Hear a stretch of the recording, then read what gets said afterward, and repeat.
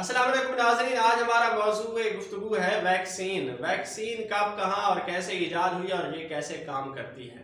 नाज़रीन, कोरोना की वबा की आमद के साथ ही इसका मुकाबला करने के लिए वैक्सीन की तैयारी आलमी ताकतों की अव्वलीन तरजीह बन गई।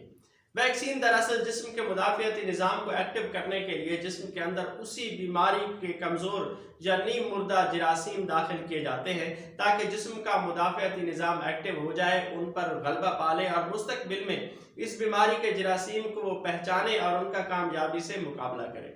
आगे बढ़ने से पहले नए आने वाले तमाम नाजरीन इस चैनल को सब्सक्राइब कीजिए, वीडियोस को लाइक कीजिए और कमेंट जरूर कीजिएगा। नाजरीन, आइए जानते हैं कि वैक्सीन कब, कहाँ और कैसे ईजाद हुई। एडवर्ड जीनियर एक अंग्रेज डॉक्टर था। 18वीं सदी में यूरोप में चीचक की वबा फैल गई। लाखों लोग मर गए और जो लोग बच गए उनके चेहरों पर चीचक के बदनुमा दाग रह गए। एडवर्ड ने चीचक की बीमारी के फैलने की वजूहात और उसके असबाब का जायजा लेने की कोशिश की। उसने ये मालूम करने की कोशिश की कि किन इलाकों में ये बीमारी बिल्कुल नहीं थी या बहुत कम थी।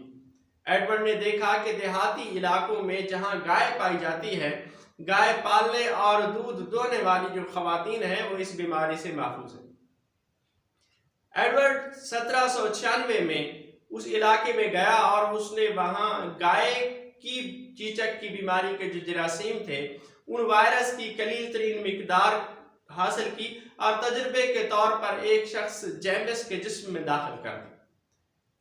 जेम्स को मामूली बीमारी हुई चीचक की और थोड़े ही अरसे में जल्दी वो सेहतयाब हो गया।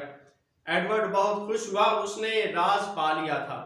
गाय के चीचक के वायरस ने उस शख्स के जिस्म में कुव्वत मुदाफ़त को बढ़ा दिया था, जिसकी वजह से उसने फौरन बीमारी पर काबू पा लिया।